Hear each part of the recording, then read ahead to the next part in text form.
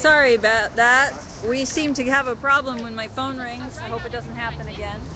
That's the off button under your Oh, right thumb. on. Mhm. Throwing away my previous misconceptions or lack of understanding. Okay. So in the word, it's yeah. Okay, are you Oh, ready? right on. Yeah. So now this is a visual TV, some protesting against ban, no, protesting against ban, camping ban? Yeah. Okay, but we are now extending, how do you say, cooperating, helping each other. Yes. There's a Mismanagement amazing of person funds. here, and let's interview. We are extending all oppression and everything system trouble.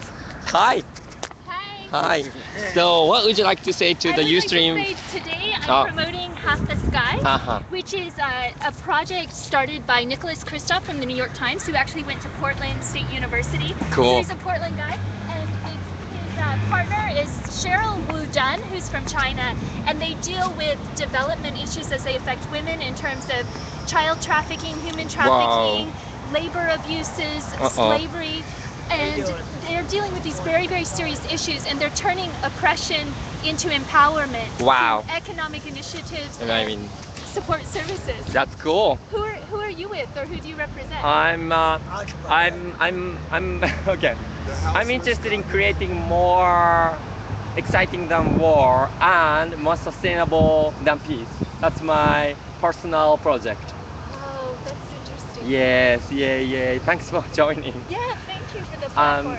Yeah. You're welcome to take one of these bulletins that is a printout of the Half the Sky movement and a lot of issues about issues that affect women and violence to women globally. But they're here for research. I love facilitating a social issue, including sexism, racism, classism, sexual orientation, religious orientation, health issues, like all of them do together. It's like one of my crazy projects. Yes, we do. That's so amazing. Thank you. Thank you.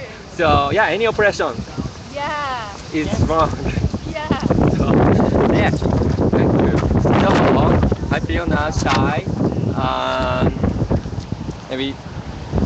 Well, Would you like today to- I can keep talking. Oh, I great, can great. keep Let's do talking. it. So today at City Council, we had a really jam-packed day. We had an incredible person, Mr. Tardy, spoke on homelessness and how there's a misconception to demonize homeless people and say that they're camping illegally when they are actually performing a free speech action that is a fully defensible civil liberty to express their free speech The about special handshake is there. economic. I agree with you 100%. Oh wow. Oh, thank you so There's some much. agreement is happening here. Absolutely. Cool. Great.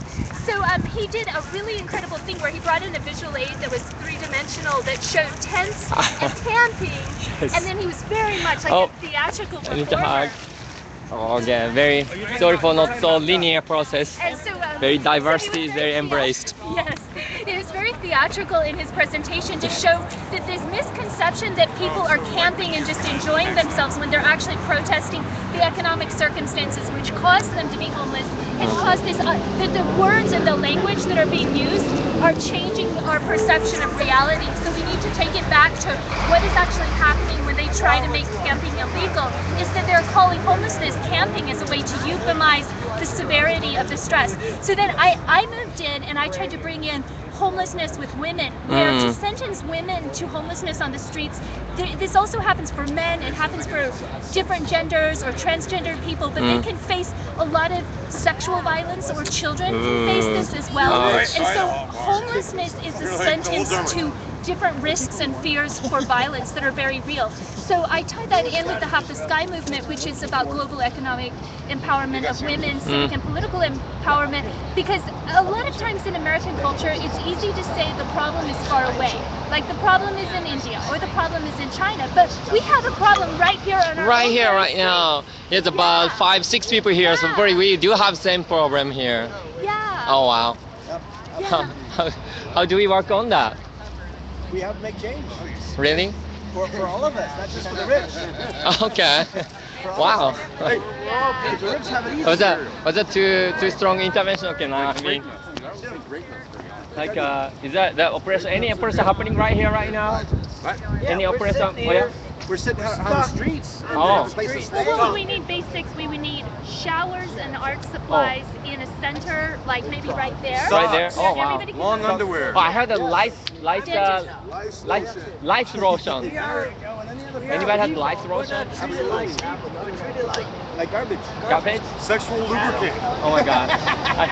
Really? Everyone has their opinions. Oh, but in this moment I noticed the male presence is more, so some sexism is happening around here. You think so? I don't know. Yeah, because I think. There's no sexism. Well, If it is, it's because a lady feels uncomfortable. Oh. but maybe you're providing security in I'm a trying- sense to surveil the issue and like see whether or not there's a power imbalance. Yeah, I like awareness-based intervention. Yeah. Noticing Yeah. right here, Well, right now. See, for instance, at Occupy, I had a lot of sexual harassment. Oh, I'm Yeah. sorry about So I like to that. support Occupy, but there were rapes in a lot of Occupy.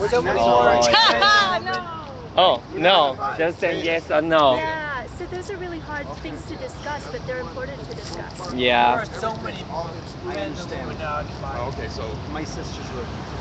Yeah. Oh, Yeah. oh wow, that's very, thanks for speaking very personally. Yeah. Mm. So I understand what you're saying. That's the reason why I protect women. Right.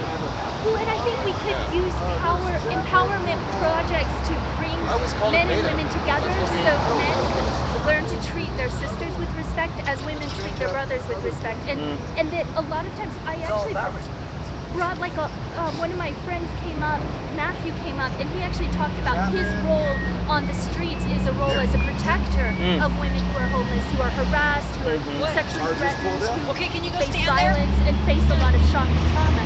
And I mentioned that his work is not being salaried, but he is essentially doing social work on the streets with women as a protector.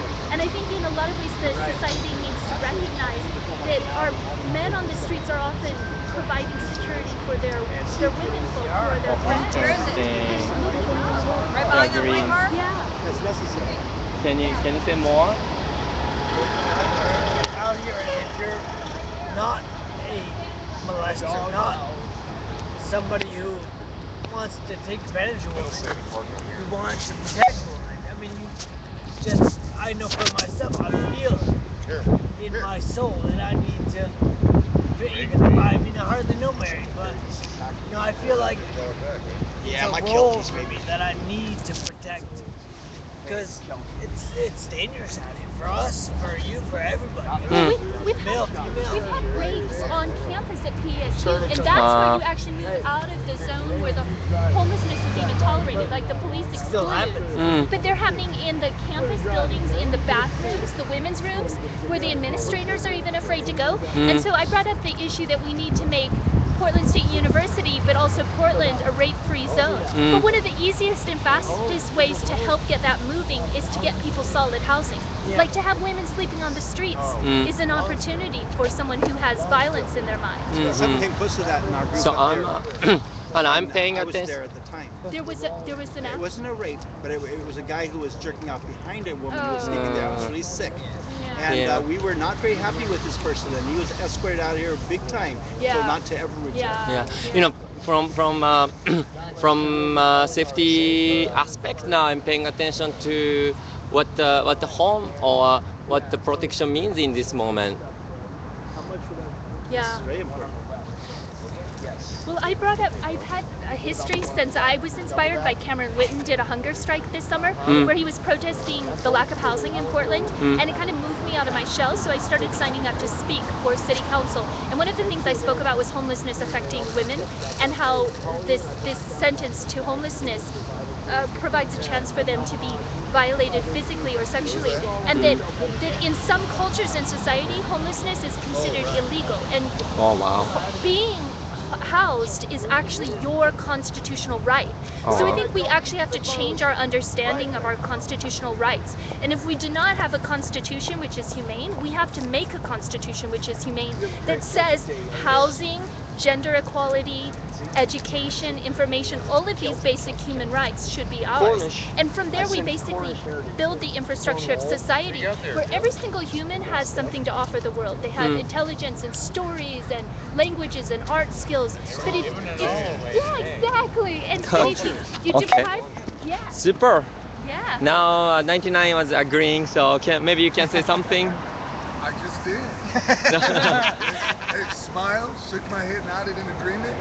Hey, she's doing Do you fine. want? Oh, you're the Do you one. want to do this song and dance? Yeah, oh wow, wow. Oh, look at that. That's cool. Where's my camera? It's on there. Wow, It's on there. it's amazing. Good job, guys. We are co-creating our NS video. It's good to have culture. So there's some notification of exclusion warning from city of Portland Park.